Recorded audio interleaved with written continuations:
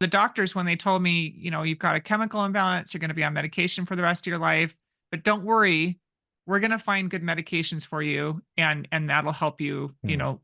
get balanced. And so I trusted them. Gotcha. Yeah. And for the first 10 years, I took every medication the doctors told me. At one point, I was on 7 different medications and Right. nothing was helping. I ended up with a massive breakdown in 2008, hospitalized, a bunch of times, made multiple attempts on my life. They did electroconvulsive therapy. And I just felt like my life was not going to be worth living, that I was just going to spend the rest of my life just trying to survive from day to day. And it was a very hopeless way to feel. Hmm. And so, Yeah. Hey guys, welcome back to the podcast. You just heard a clip from today's talk with my friend Michelle. This is episode 192, and this was definitely one of my favorite conversations along the lines of a lot of subject matter that I've been talking about in solo episodes, just about a different approach to bipolar and how we can heal. I really think Michelle is really on to something, and she's a very good communicator. And I really enjoyed this conversation. So, without further ado, here's the rest of the talk with Michelle. Okay, here's where I'll start. Well, why don't you introduce yourself? Welcome to the podcast. And I don't know how I started following you or found you. Like lots of things in social media, sometimes you just, you follow one person and it's like, you should follow this person. yeah, And so I think that I just discovered you somehow. And then you were on Paris's podcast. So that was cool because I had her on my podcast a couple years ago. She's great. I love yeah, her. she's awesome. And yeah, well, why don't you introduce yourself and we'll just start with that, and then we'll talk about your Sure. journey with bipolar, and I Yeah. know I know where this is going because we've Yeah. talked about it. Yeah. Yeah. So I'm Michelle Reittinger. I Yeah. have a website, my Upside of Down, and I started my blog three little over 3 years ago, about 3.5 years ago now, because I was diagnosed with bipolar disorder back in 1998, 1 month before I Okay. graduated from college. And at the time, I had no idea. The only thing I knew about bipolar was what I'd seen on movies and television, which scared me, because I thought, oh my gosh, what does that mean? Like, am I crazy? And A great representation. yeah, well, and it was like, I mean, they Right. had a Right. storyline in the show, ER. Remember that old show Oh ER? yeah, That I've seen a little bit Sally of it. Fields Yeah. plays a mother, of one of the main characters that has bipolar, and she's crazy. Like she's, the daughter's super traumatized by her mom, and then, so it was just like that storyline made me think, oh Right. my gosh, like I don't want to be that person for my kids. It was just a horrible. I didn't have Girl, kids at the girl, time, but I was girl like, interrupted. Sorry. yeah, yeah, Girl seriously. interrupted. And That one's so crazy. Yeah. that's what I had as a Yeah. reference. And Yeah. so, the doctors, when they told me, you've got a chemical imbalance, you're going to be on medication for the rest of your life, but don't worry, we're going to find good medications for you, and that'll help you, Hmm. get balanced. And so I trusted them. Gotcha. Yeah. And for the first 10 years, I took every medication the doctors told me. At one point, I was on 7 different medications and Right. nothing was helping. I ended up with a massive breakdown in 2008, hospitalized, a bunch of times, made multiple attempts on my life. They did electroconvulsive therapy. And I just felt like my life was not going to be worth living, that I was just going to spend the rest of my life just trying to survive from day to day. And it was a very hopeless way to feel. Hmm. And so, Yeah, okay. well, no, I was gonna say, well, similar, we have similar stories, except where you're at now is Yeah. not where I'm at, which is like I'm still on medication. But Yeah. I was just gonna comment on when you said um the good we're going to find good medications Or the for right medication is what they said. We'll right, find the okay, right right. I medication. was Yeah. like, okay. So yeah, so you're like me. I had a breakdown when I was almost 22, and you're in college, and Yeah. that's a time where for a lot of people, unless you live at home till you're 30, which is a lot of people, right? They go away and there's this stress of like, I'm on my own and I don't know how to cook. I just eat ramen all the time. And then we have this breakdown. But yeah, it's kind of this, we've used the movie The Matrix in our conversation, which is Yeah. like this is what happens to a lot of people. This is I think it's like 4% of the population's bipolar. You probably would know. 1 in 4 people have Yeah.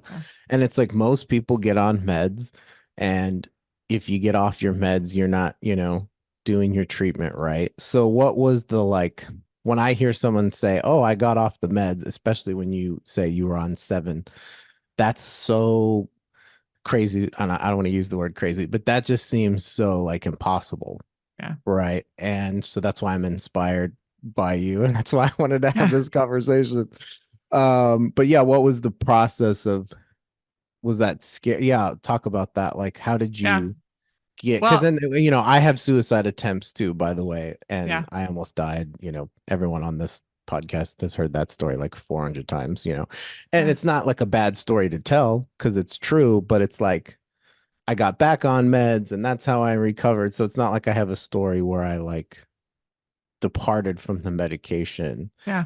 Anyway, so you get what I'm saying. Like, what Yeah. was that like? Like, how did you figure out how to like let go of the system? Well, I don't think that I knew I was letting go of the system at the beginning. So, Right. and I want to preface this by saying I do not advocate people ever going off of their medications cold turkey or doing it on their own at all, For sure. because Well, I've said because that too. Yeah. yeah, and Yeah. I just want to make sure that people are clear where I stand. Okay. That if Got you. somebody chooses, I had a ton of support going through this process, and I could not have done it successfully without the support that I had. Meaning, Right. my doctor actually ended up deferring to the customer support from the micronutrient company because they had a very thorough cross titration protocol. Meaning, cross titration is when you're very slowly titrating off of the medications and onto the micronutrients Okay. in a Yeah. very controlled way. But the way that it started was I mentioned that I had made multiple attempts on my life, and I ended up. So 2008 was the year of hell. It was all these hospitalizations and attempts and everything. Right. And I had this. After my third hospitalization, I was at home watching my children play one day, and my daughter was 4 and my son was 2. And I had a really clear thought come into my head: if I ever succeeded in ending my life, that my daughter would think it was her fault and it would ruin her life. That it would Wow. she would blame Mm. herself. And I had believed all the lies that my brain had told me for that previous year or two, that everybody be better off without me. So when I had this thought, I knew it was true, because my Mm. daughter was so, she's one of those people that's like super feels, always feels responsible for everybody else and wants to make sure everybody's taken care of and stuff. And I knew that it would ruin her life. And Mm. even though I didn't believe my life had any value, I knew hers did. Mm. And so I made a commitment to survive for her. And I Yeah. believed that that was the best I was going to expect out of my life, was just learning how to survive my life. But Mm. 2 years later, the suicidal thoughts came back, and at that time I asked for help, because I had made a commitment not to ever attempt that again. And so I ended up back in the hospital, and I thought there's got to be something better. Like, there has to be a different answer. I don't want to just spend every day of my life trying to just cope and survive. Right. And a friend of mine who also had bipolar, and interestingly too was seeing the same doctor, told me that she'd found this micronutrient company out of Canada that was really successful in helping people, treat their bipolar. And at the time, I kind of viewed it as an alternative to medication. Meaning, I thought medication was like giving my brain what it needed to function, and they just hadn't found the right one. Right. And so I thought, well, this is an alternative to medication, which now I understand differently. Right. And so I talked to my doctor. I gave all the information to him. He looked at, there's 35 different clinical trials that were done on this treatment. And after looking at him, he had been treating me for 8 years, and he was as desperate to find something to help me as I was. Okay. And so he said, it looks like a viable option. We might as well try it. And it took about 6 months through the process. I went back and read through my journals because I couldn't remember how long. I'm writing a book right now, and I was trying to like remember the Nice. sequence and stuff. Nice. Yeah. It's a good thing I wrote stuff in my journal, because there's so much of that stuff that I don't remember because of the electroconvulsive therapy. Oh, But right. Yeah. Yeah. but it was a pretty rough 6 months. Okay. You go through, there's 3 different issues that you deal with when you are coming off of micronutrient, or coming off of medications, psychotropic Okay. drugs. Yeah. Psychotropic drugs change your brain chemistry, and not in a normal way. They abnormalize your brain, and you become dependent on them because they have changed the way that your brain is functioning. So when you withdraw from them, when you take them, stop taking them, you go through withdrawal symptoms, and the symptoms are very similar to your quote unquote disorder. And Hmm. so doctors usually explain it away by saying, "Oh, it's your disorder," Right. But what I learned is that as you come off of the drugs, your brain has three different things that it deals with. Number one is withdrawal symptoms, like I was mentioning. So as you lower the doses, you go through withdrawals, and that can be mental symptoms, emotional symptoms, physical symptoms. It's different for everybody. It depends on the medication, how long they've been on it, the person. Right. Like there's so many different variables. Some people get physically sick from withdrawals. Some people, like for me, it was depression. Like I would get depressed every time I lowered the dose, I would get depressed. Okay. Um, and I had to, work with True Hope to mitigate that. They have a protocol to mitigate the withdrawal symptoms. The second issue that you deal with is over medication. And so as my brain was getting Right. on the micronutrients and it started to heal, it didn't need the medication in the dosage that I was taking. And so I would get over medicated. And that again, it's different symptoms for everybody. For me, I could taste it in my mouth. It was the weirdest thing. It tasted like was sucking on the pill. Like I had so much of that taste in my mouth that it felt like it was Hmm. awful. And Uh, so, and then the Inter- third, yeah. Interesting. Sorry, I was like, And one time if you crack it open, yeah, never mind. You're yeah, like but the powder. that's what That's it gross. tasted like. Yeah, It's awful taste. Like the yeah, medication's yeah, yeah, disgusting. But yeah. I had it was Right. my body was trying to push it out because it didn't need it. And Okay. so I Yeah. could taste it in my mouth. And the third issue that you deal with when you're going off of medications is something called a med release. And I didn't discover this until I was actually all the way off the medications. About 6 months after I was finished with the cross titration process, we moved, and the move caused a tremendous amount of stress, and it pushed medication that was in my soft tissues back into my body. And it's called a med Hmm. release. And micro or psychotropic drugs can stay in your soft tissues for up to 10 years. And I didn't know that. And so every time I would have Wow. really stressful experiences, it would push this stuff out of my soft tissues into my system. And my brain didn't need it anymore. Like my brain was healing from the micronutrients. So the medication would cause the symptoms they were supposed to prevent Hmm. in the first place. So those three Wow. issues they complicate the process.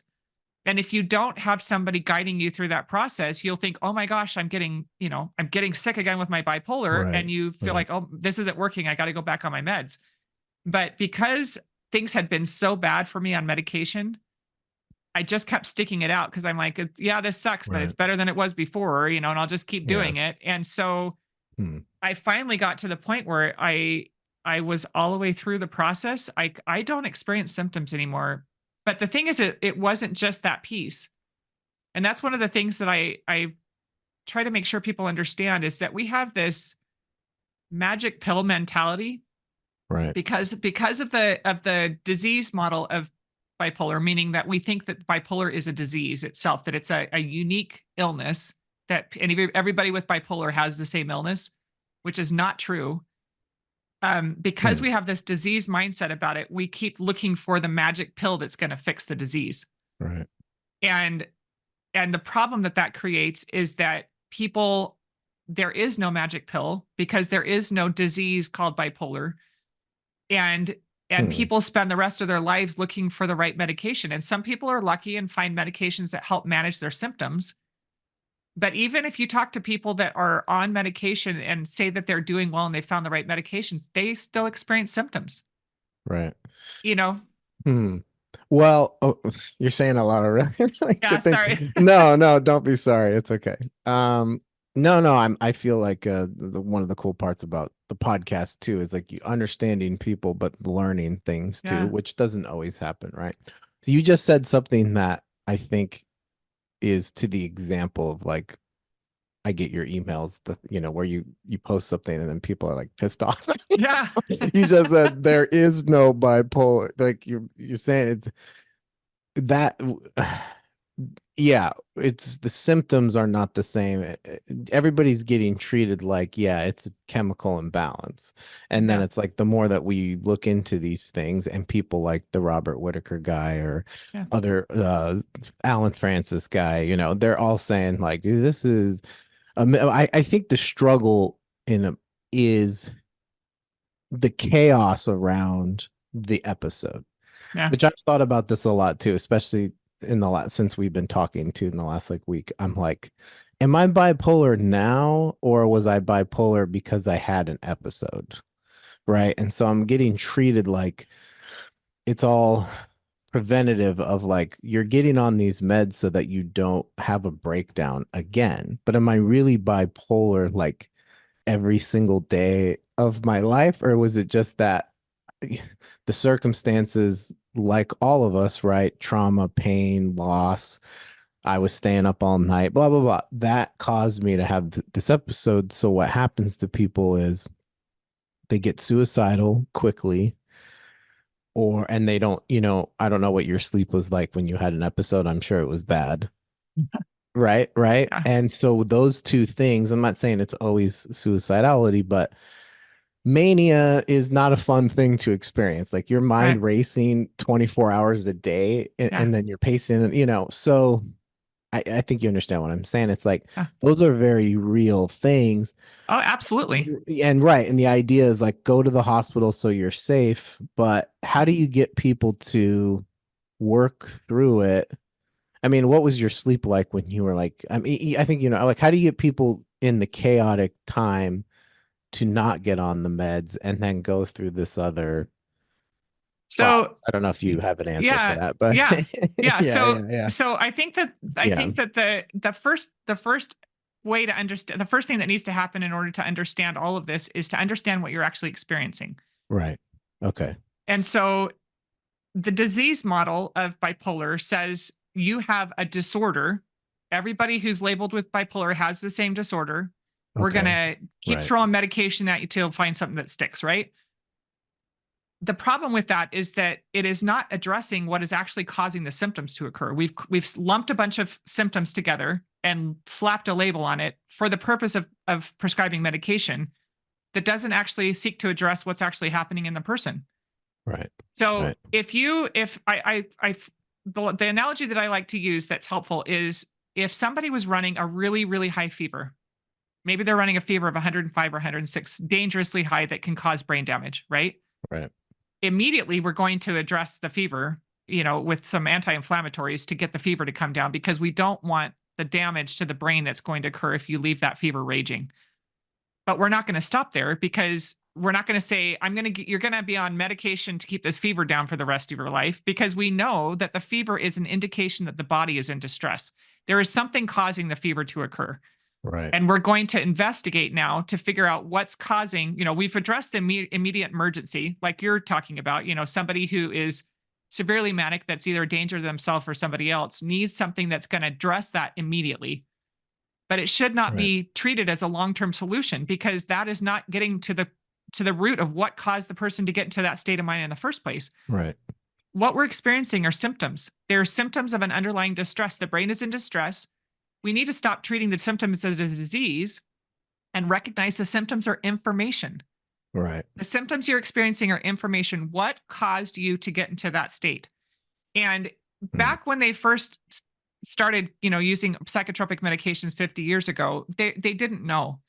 And so Right. they found drugs that, kind of by accident, the initial ones that affected the brain and seemed to, people who were they called it melancholy. They found things that elevated their mood, and then they've Mm. accidentally found, and they weren't drugs that they developed for the purpose of treating the underlying problem. Right. They were drugs that were used for something else, and they noticed that it affected the brain in a certain way. And they're like, oh, let's start using this. Mm. Um, but there was, so the problem that occurred is that they had this disease mindset, thinking that everybody who had these symptoms had the same disease. Right. And instead of ever investigating and figuring out what was actually causing the symptoms to occur, they kept this disease model and kept giving people drugs and kept developing drugs to affect the symptoms. Right. So if what we've learned now, and there's actually a tremendous amount of research that is helping us to identify a lot of the underlying symptom or issues that cause these symptoms to occur in people. So we've talked about micronutrients, and that is a big one, because micronutrient insufficiency is rampant in the population because there are a lot of factors that cause that. Number one, our soil is crazy depleted Right. because of Yeah, I've mass heard that. farming, Yeah. right? And so even, if you go to eat spinach, there it has like 50 times less nutritional support or something like that. I saw the factor that a statistic one time that was shocking. Right. What they ate, 50 years ago had like 50 times more nutritional support, micronutrients and nutrition in it than it does now because our soil is so depleted of nutrients.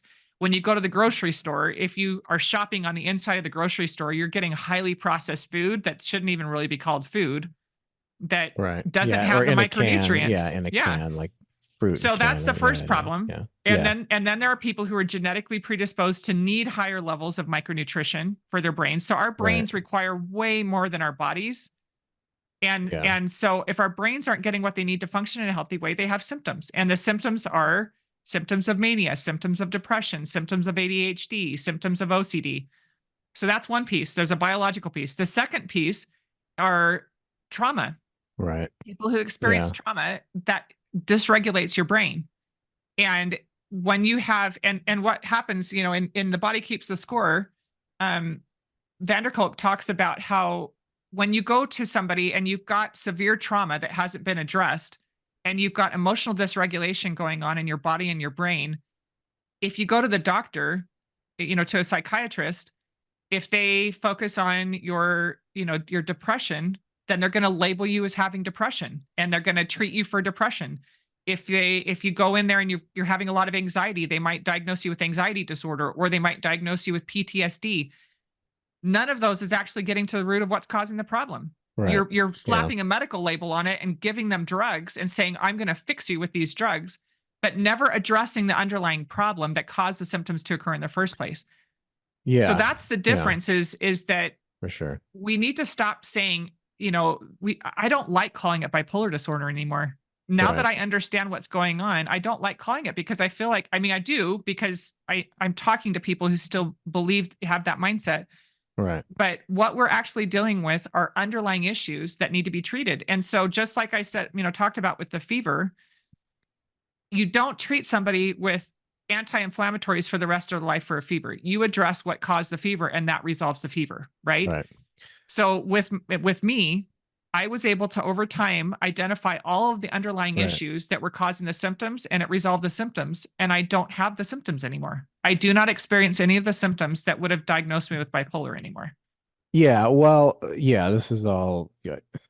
This is all good stuff. I started reading Body Keeps the Score. It gets quoted in like everything. If you It's a hard read read. any, I know if you read any, I have it on Audible too. And we Yeah, thought about doing it for my book club, but yeah, but that's yeah, well, trauma is huge. That's a big one. I've been interested in it more recently too, because I think yeah, that we had talked about, I had a, I had a kind of a bad relationship with my dad, and it was a traumatic environment, I think, yeah, but also staying up all night.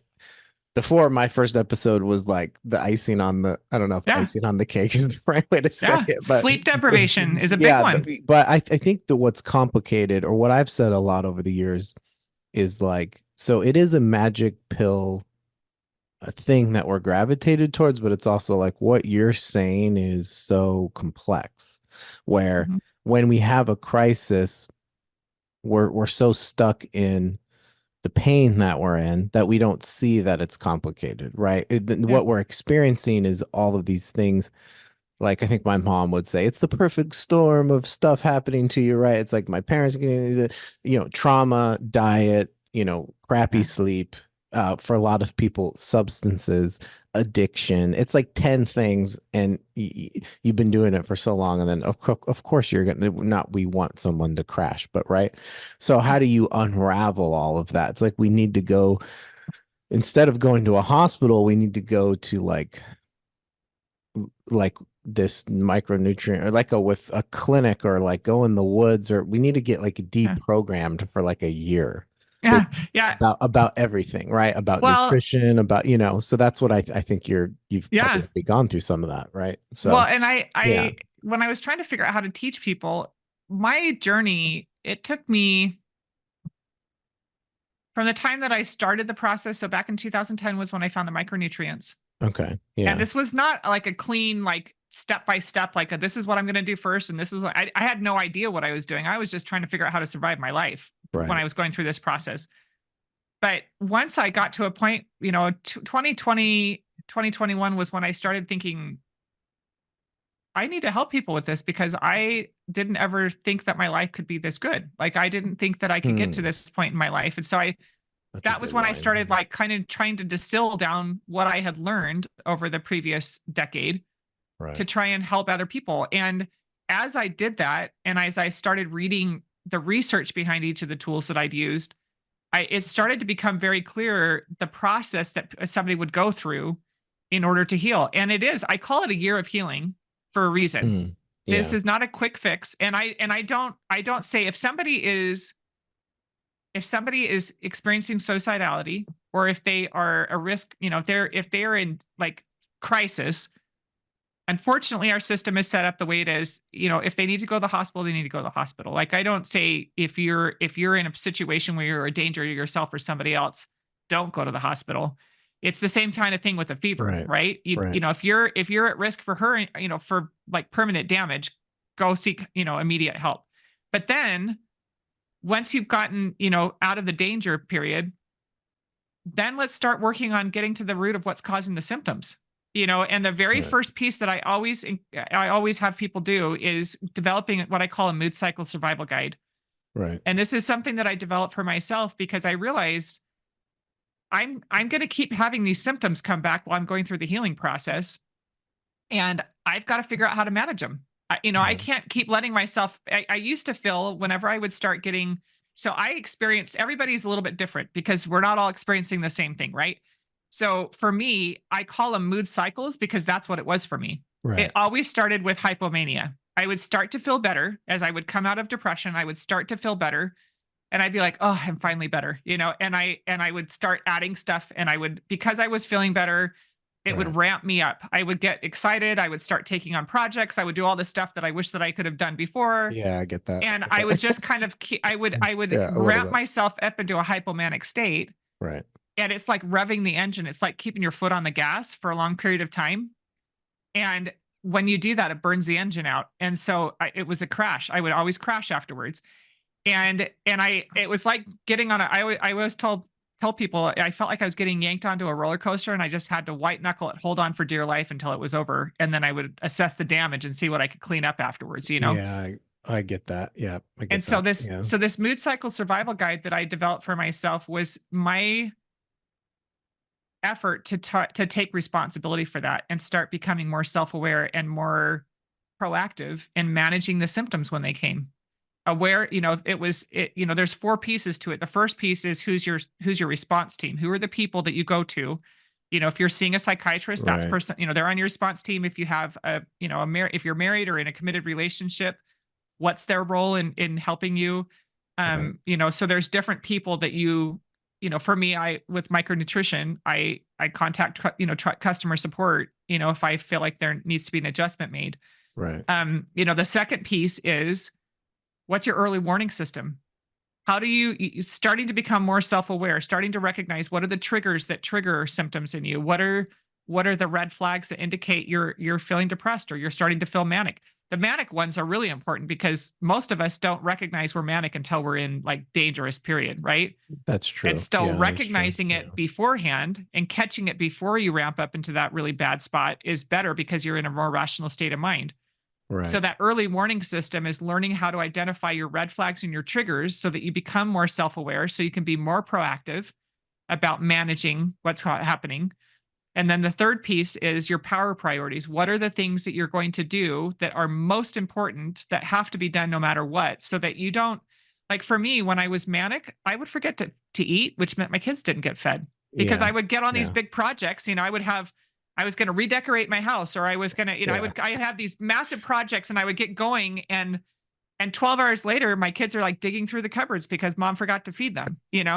What And do we got so, in here? Peanut butter. yeah, No, yeah, yeah, yeah. well, my Yeah. kids still have like my two that were like lived for this as little children still have some food issues, like Oh, because okay. Yeah, because of, yeah. they're fine now and I'm fine now. But I was talking to my daughter the other day and she's like, I think I had an eating disorder when I was younger, and I'm like, you came by it honestly, kid. I'm so sorry. Can't Like imagine being a that was parent. my fault. Okay. Yeah, yeah, But yeah. but I had to, and then when I was depressed, I could barely function, and it was like moving a mountain trying to get myself out of bed in the morning. And so what I did was I identified what are the things that have to happen no matter what state of mind I'm in. And those were Right. my power priorities. And those were the things that I set alarms for myself. My husband would help me with. that I made sure happened no matter what. And that helped me to keep things from completely falling apart when I was, Right. experiencing symptoms. And then the fourth step of that guide is rebooting your system. How are you going to get yourself back into a healthy, balanced mental state?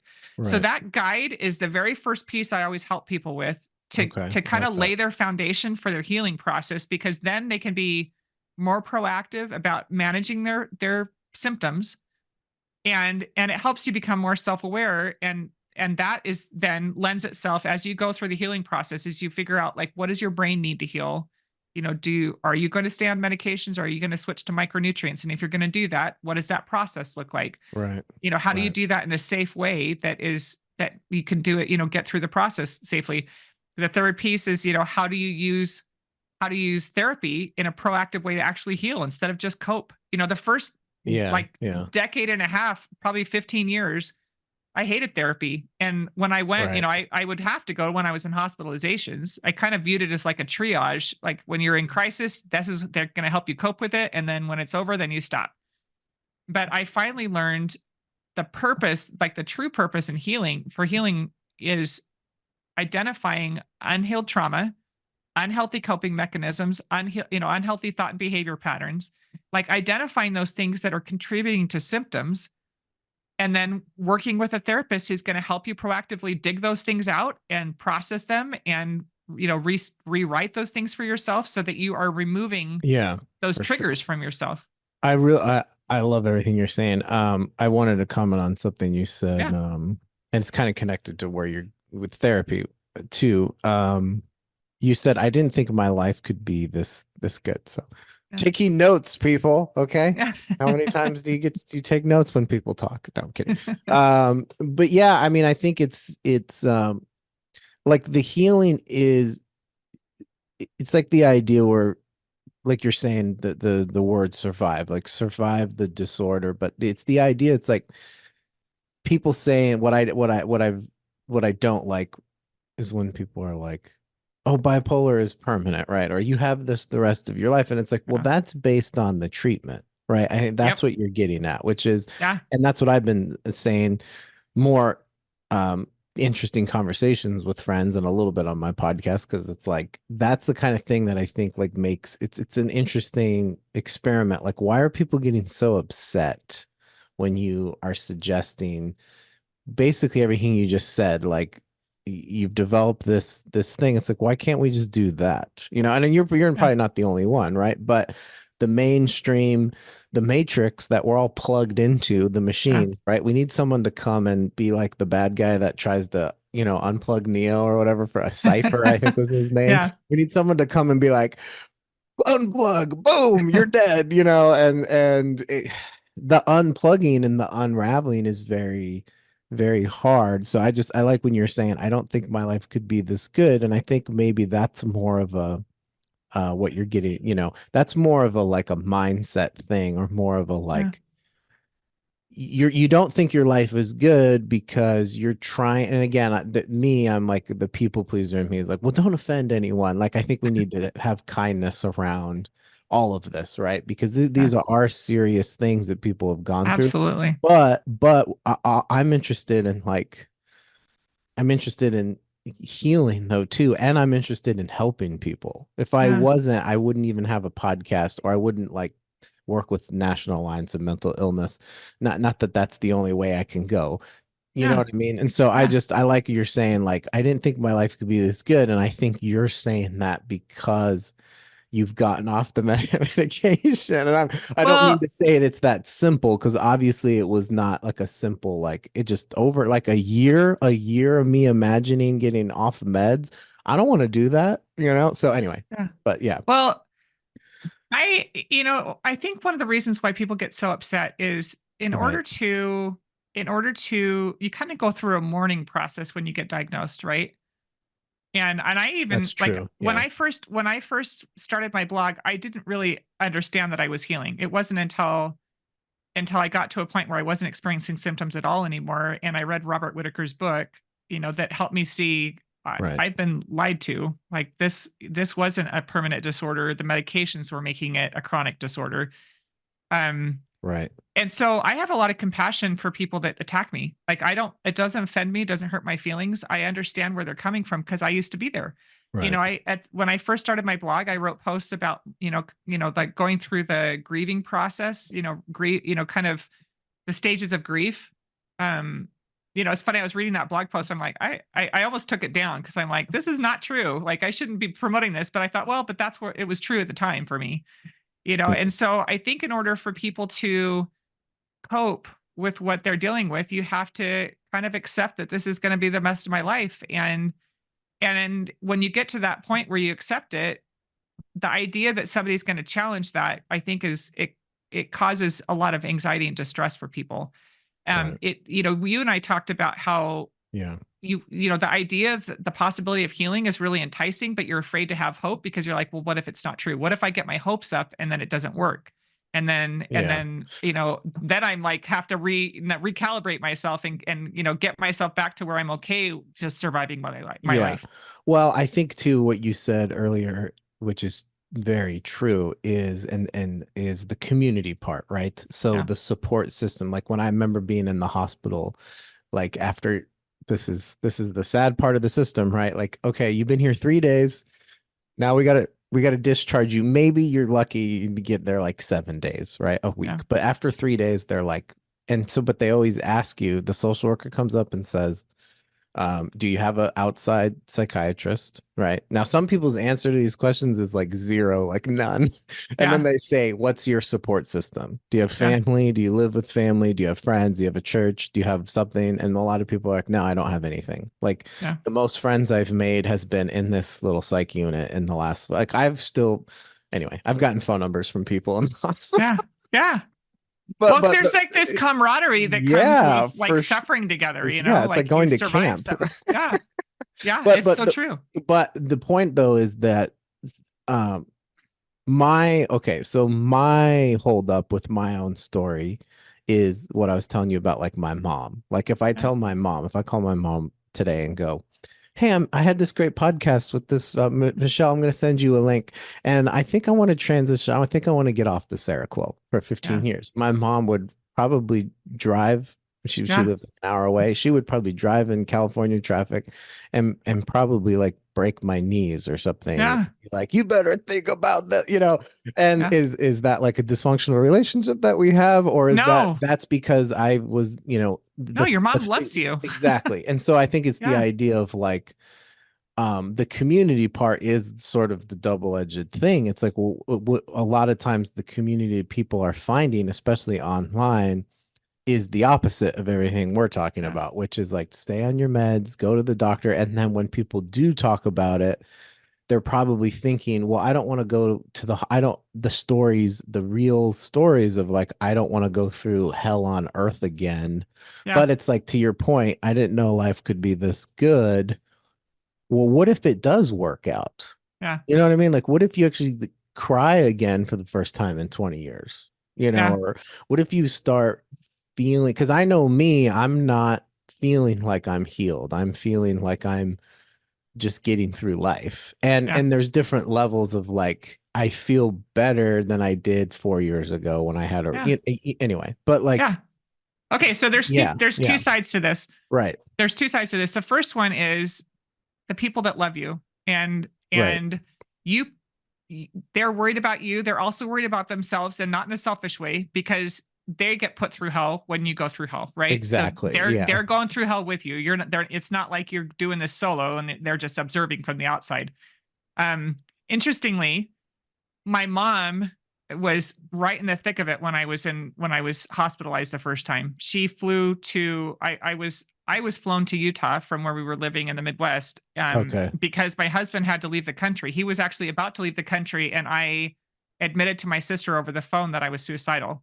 okay, And she called my husband, and he couldn't stop his trip. It was something he didn't have a choice, and so they made the decision to fly me out to Utah so that with my kids so that they could take care of me here in Utah.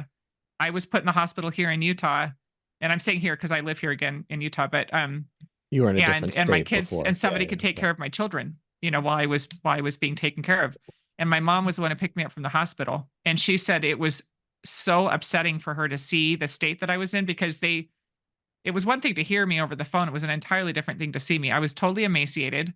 I was like, she said that I looked frail, Hmm. and I kept muttering to myself, I just want to be a good mom. I just want to be a good mom. I was like talking to myself over and over again. And she was like, oh my gosh, she was like in total shock. Yeah. And I was taken straight to the hospital. Like they didn't realize how bad it was until they saw me. Gotcha.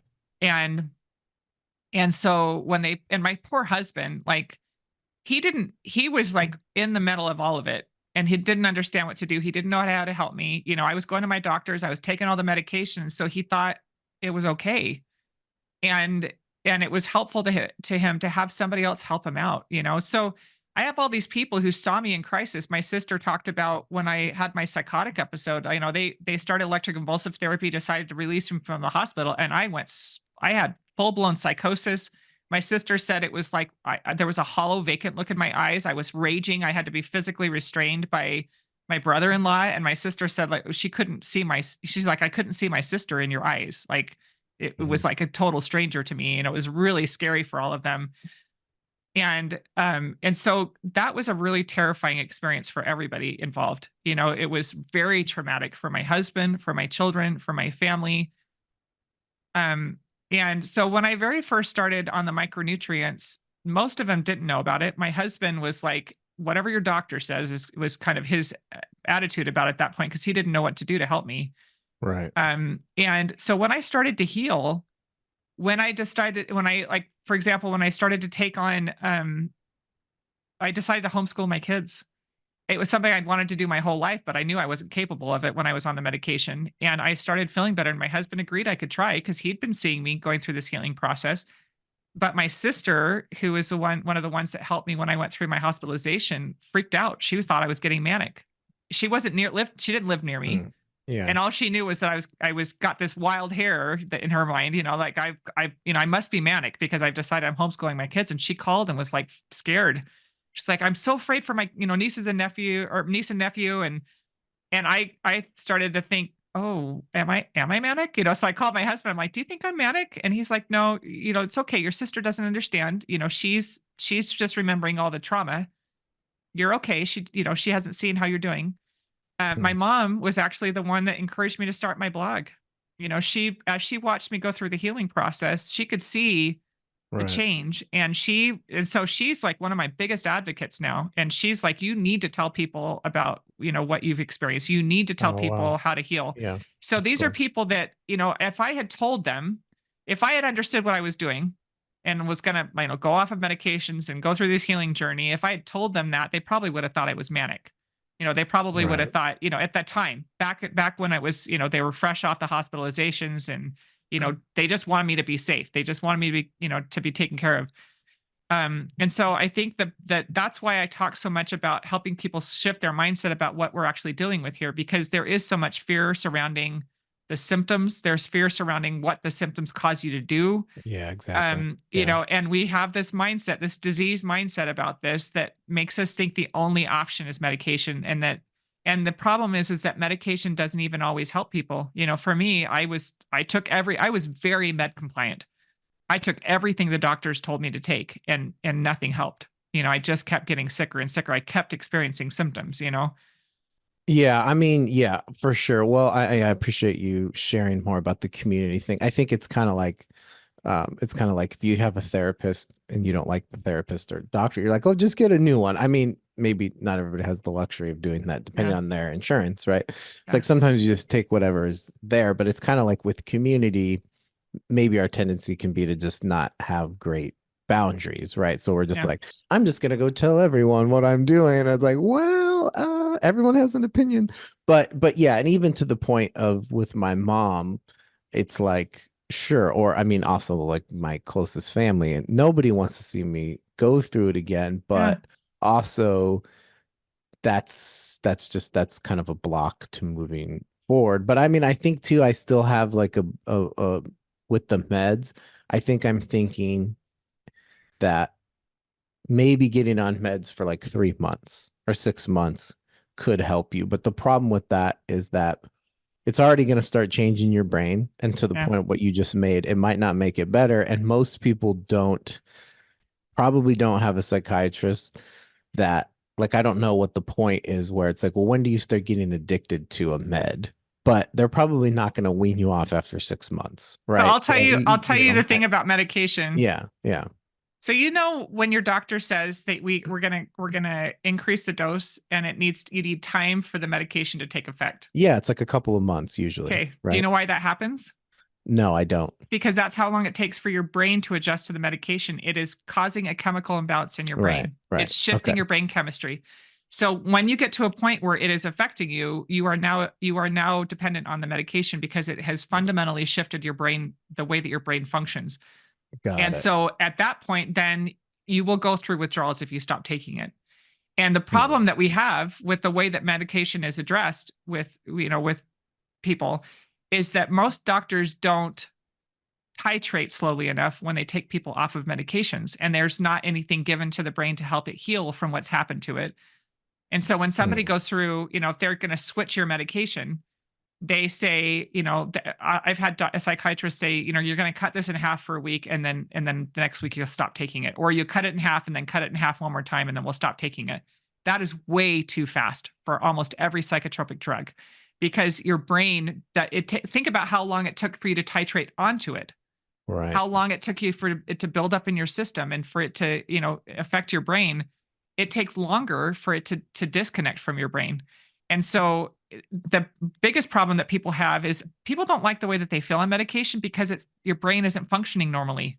It Yeah, doesn't what's feel messing good. with the dopamine and the Yeah, serotonin and it doesn't feel right. for I sure. kept Yeah. telling my husband one time, I'm like, every time I was taking drugs, I'm like, I just don't feel like my brain is working right, and it wasn't. It was it. That's how it feels, and that's why a lot of people stop their medications because they don't like the way that they feel taking them.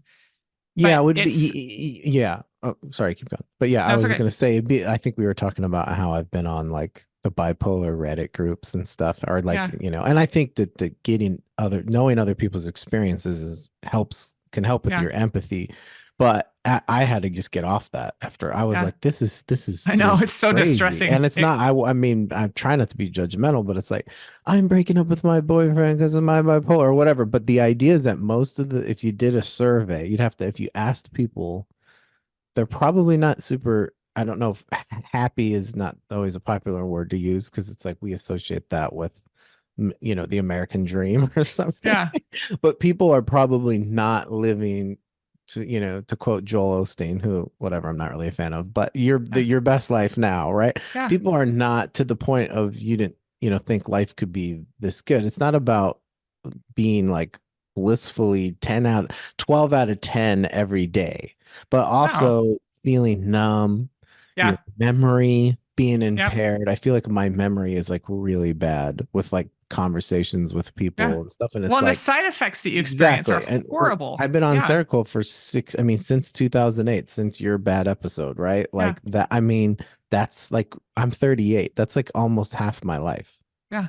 And so, anyway, but yeah, I think it's like Well, and what we're we're just doing, yeah, yeah, what yeah, we're seeing online is people normalizing symptoms. yeah. I Or one of that's the all they things. talk about. Yeah, Well, right. exactly. Well, and Yeah, it's yeah. and it's we're there's the idea, and I don't want to say this in a disparaging way because I understand why they're doing it, but there's this Right, idea of like bringing awareness to, this is what it feels like to be manic, this is what it feels like to be depressed, but it's not so that people will identify the symptoms and say what's causing my symptoms. It's so that people will accept you in that state. And the problem that that creates is that it keeps you a victim.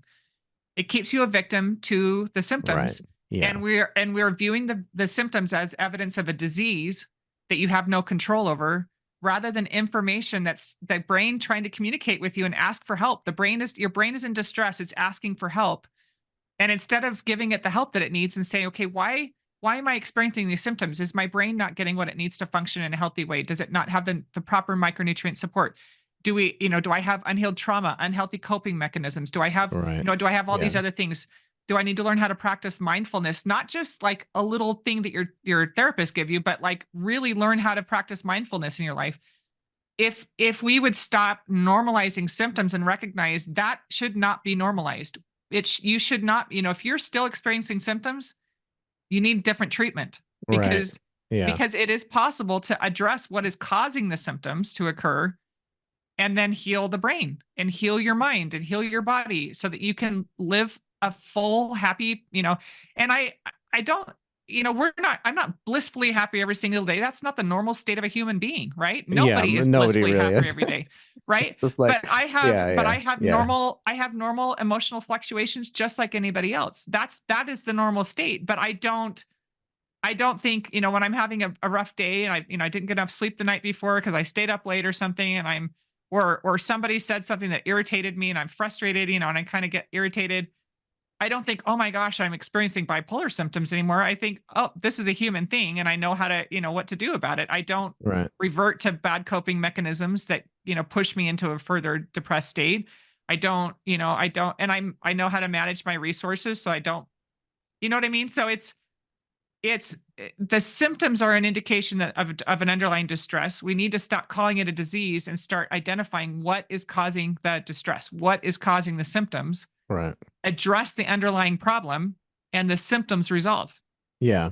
So what else has helped you then? You just mentioned mindfulness, and I know we were kind Yeah. of talking about therapy earlier, and I was bringing it Yeah. back to the like, because a lot of therapy is talk therapy, right? Which is where you Yeah. just kind of relive the and then That's not super we helpful. yeah, but what else, like, talk about the mindfulness thing. I mean, I Yeah. know that do you meditate? I know what's the difference. I mean, I think I know what the difference is kind of, but how or like, you know, yeah, what else has helped you besides, obviously you are talking about big things like the nutrients, and but yeah, what else has been like a Yeah. party? Is that part of the thing that you wrote? Absolutely. Yeah. The So manual? the Yeah. simple, like they call it the simple seven protocol.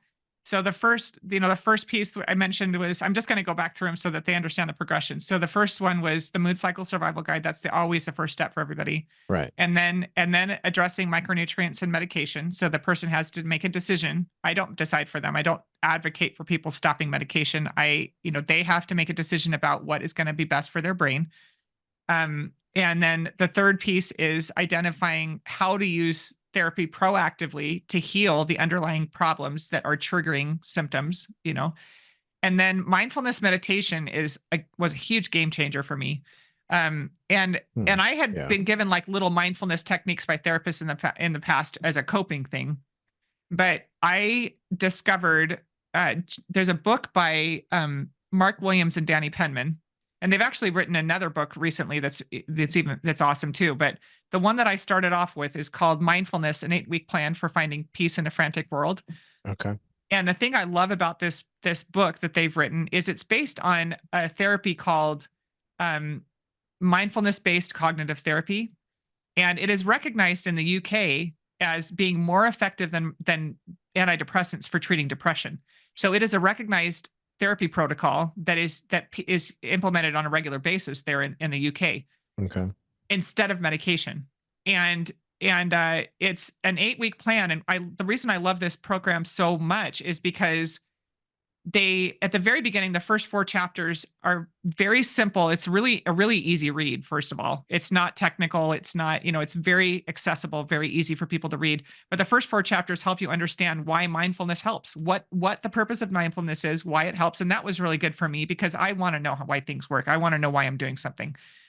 And then the next 8 chapters are, you read a chapter a week and they have prescribed that teaches you a different aspect of mindfulness and gives you prescribed practices that you do morning and night for that week.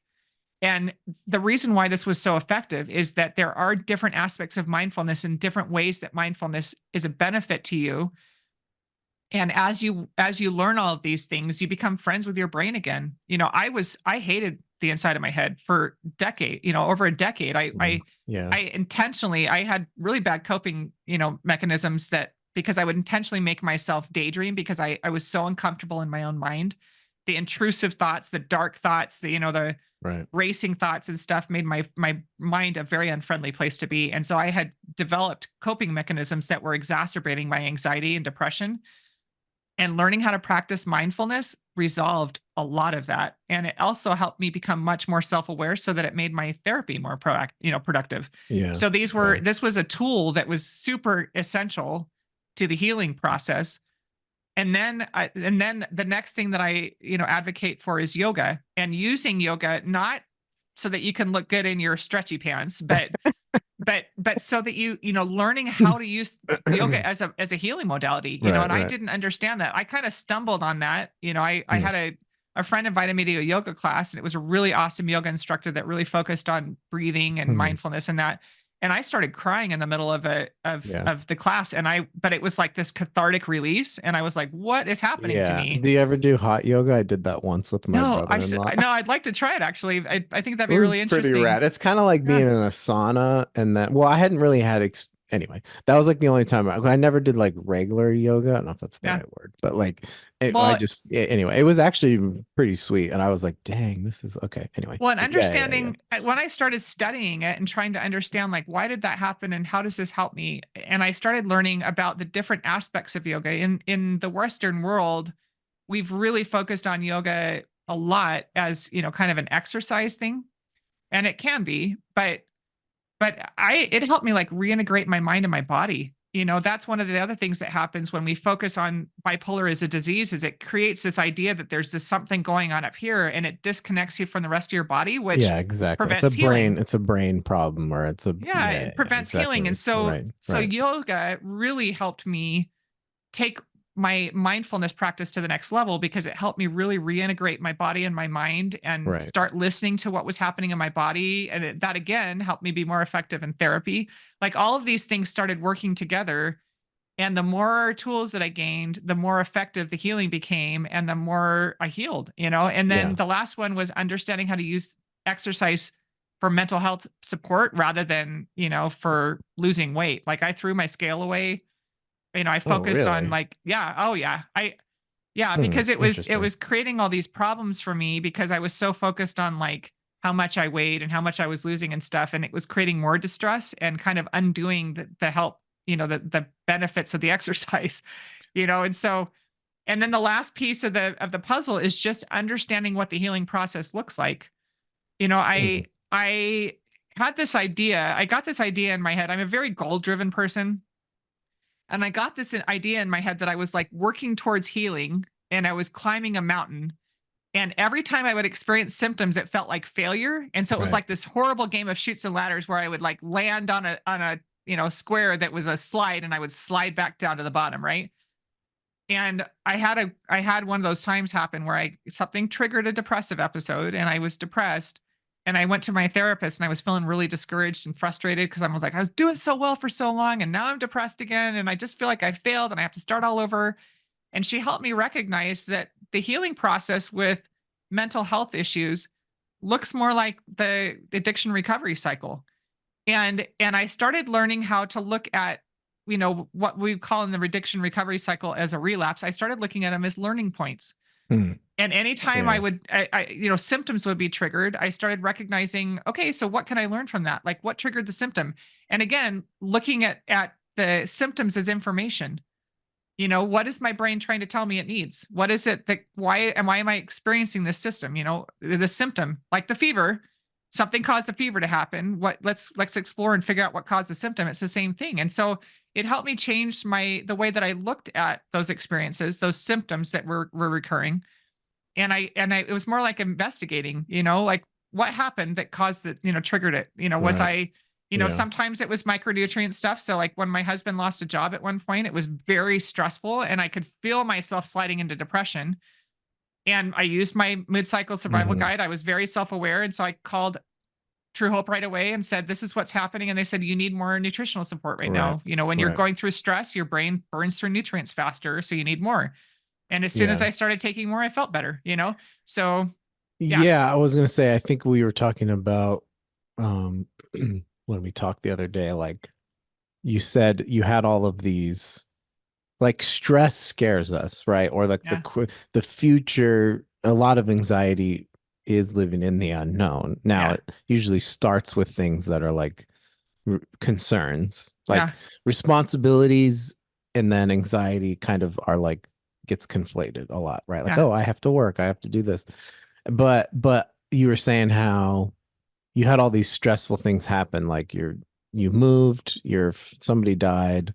You had all yeah, these things that would normally, to the bipolar person, shipwreck them, right? yeah, Now, not just bipolar, but it, real, real hard, unpredictable things in life that happen, which is like, Yeah. that's why we're not supposed to take things for granted, right? It's like, I Right. don't know, today's good, but tomorrow, who knows? But Yeah. like, I like how you were saying that's a form of hope that people can have, which is like you can learn how to move through those things, and the way that you do it is not just one thing, right? It's the Yeah. way you're treating your body, it's the mindfulness, it's the um fire your therapist if you don't think that Yeah. go to yoga, not just for the stretchy pants, right? I mean, and that's like when you read about the work, that's what people say. You got to do the work. You got to do the work in recovery. You got to do the work. And it's like, what the heck is that? What do you Yeah. mean? Like, not work to get money, like work on yourself. Yeah. So I like, or I don't know if you talk about that. Like, like you went Yeah. through all these things and it didn't make you have an episode. Well, and that was Yeah. when Yeah. so I think I mentioned before I didn't know that I was healing when I was going through the healing process. I that never occurred to me because I was so Right. fully indoctrinated into this idea that bipolar is chronic and lifelong and that I will have it forever.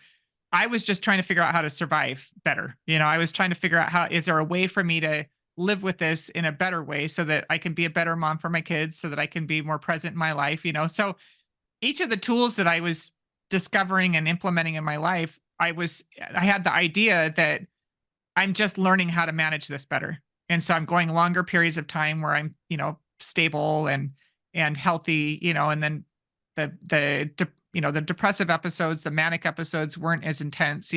So I just thought I was learning how to manage it better, but I had 2020, right? So we had 2020 with everybody. It was like everything went to hell in a handbasket, and Right. and then Yeah. we had a very terrible personal tragedy in our family, like horrible tragedy in our family. And and because at that point I had been working on this healing process for 20 or for 10 years. Um I knew how to manage stress, and so I was implementing all my tools, continuing to go to therapy, continuing to utilize exercise. I was continuing to utilize all of the resources. And about so the tragedy that we had was the death of our oldest child. and Hmm. and about 8 or 9 months after that happened, I was on a run one day, and all of a sudden the thought occurred to me: what I'm experiencing right now is normal grief. This Hmm. is not bipolar. This is Right. not some kind of mental illness, because I didn't go completely under. I didn't end up having to go to the hospital. I didn't end up completely dysfunctional. I didn't end up depressed to the point I couldn't get out of bed in the morning. Hmm. I was able to manage my grief and support my husband. It was my stepson. I raised him from the time he was 6, and it was a horrible tragedy for me, but it was way harder for my husband. That was his little boy. And so I was able to support him in his grief. This was a big time role reversal for us, because for the first 10 years of our marriage, he was the one taking care of me because I was so sick. And then I was able to support him. And I was so grateful for that. And I was able to support my children. And that was when I started thinking, wait a minute, like, why am I not? Why am I not? If this Hmm. is this chronic problem that I'm going to have for the rest of my life, why am I able to handle this? Yeah. And then Interesting. this last year, we've gone through a ton of stuff. We've had family tragedies, we've had a job loss, we've had like all of this stress, and I haven't had any issues. I've been able to handle all of this stress. I continue to take care of my blog and my podcast and everything.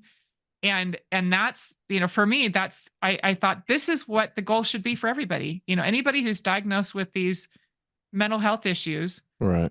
we need to help them address the underlying problems so they can get to a place where they can live healthy, balanced, productive lives. That they don't you Right. shouldn't have to live with bipolar symptoms for the rest of your life. It's a Right. problem with the treatment approach. It is a problem with this Yeah. disease model. Instead of a healing model, we need to switch our mind to a healing model that addresses the underlying problems so that people can actually heal and Yeah. recover. Amazing. Yeah. I mean, I've learned a lot from, we've been talking for like an hour. This is awesome. I really, okay. So closing thought. I mean, you've already kind of said, I know when I've listened to your podcast, you've said like, what's one thing you want people to know about bipolar? But like, I always like to ask people like, yeah, what advice do you give to someone who's Look, we've both been suicidal. That's Yeah. a path I've been down. So I have a lot of compassion for that specifically. But like, yeah, where does someone start, or what advice do you give if someone's just feeling the weight of the confusion and kind of the hopelessness that can go with this kind of thing? I think the first thing is to learn more about what it is that you're actually dealing with. Hmm. I Yeah. think I think the this idea that you have a disease that you're is going to be chronic, that's a very hopeless outlook. Right. I Yeah. think that Yeah. it would have been really hard if I were still in that place. I don't think that I don't know if I would be alive, honestly. Even if I'd made that commitment to my daughter, I look back and I thought that was such a hard way to live, feeling like I'm going to have this for the rest of my life. I'm going to have to learn how to manage depression for the rest of my life. I'm going to have to learn how to, manage the mania.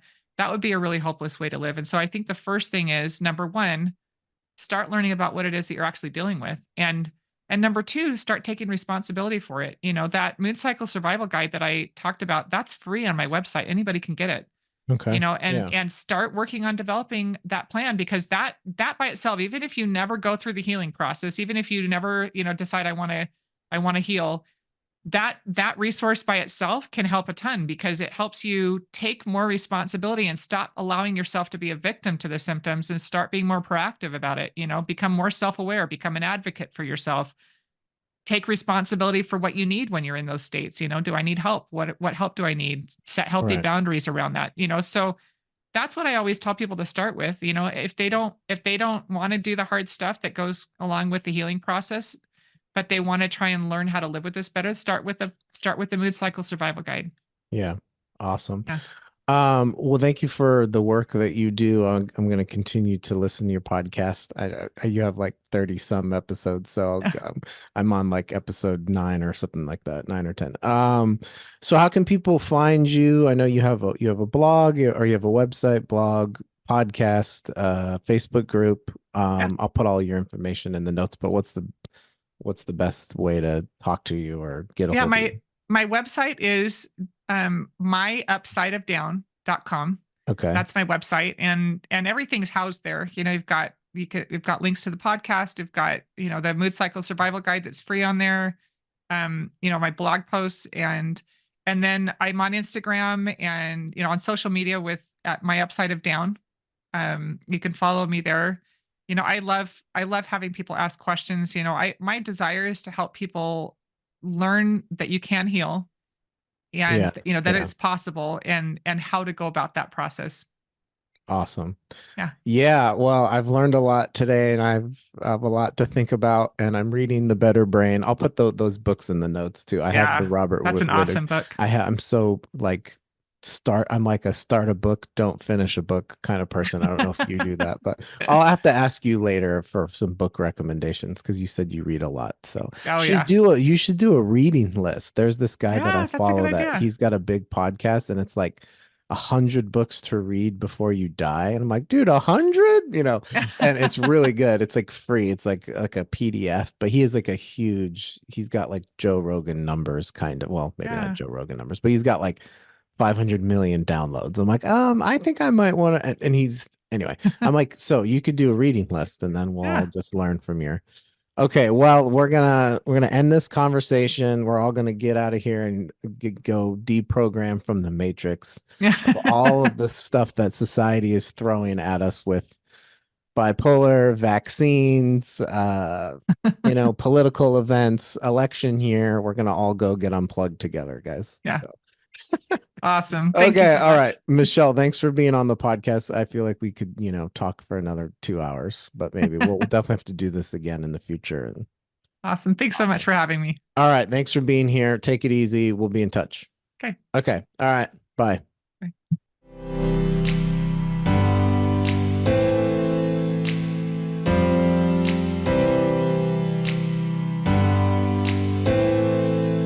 Hey guys, thanks for listening to the conversation today. I feel like I could have talked to Michelle for another couple of hours, Joe Rogan style, 3 hour long talk. I'd love to have her on the podcast again. But for any information related to her in the notes, she has a podcast. It's called The Upside of Bipolar Conversations on the Road to Wellness. She has a website and she's on social media as well, but I'll have all of that information in the notes. And if you guys want to see all the episodes or for the podcast, it's loudernovpodcast.com/episodes. I'll have that in the notes as well. You can follow me on Instagram. That's where I do most of my posting for the podcast, and very grateful for Michelle for being on the podcast today. Thank you for you guys listening, and yeah, we'll see you next time.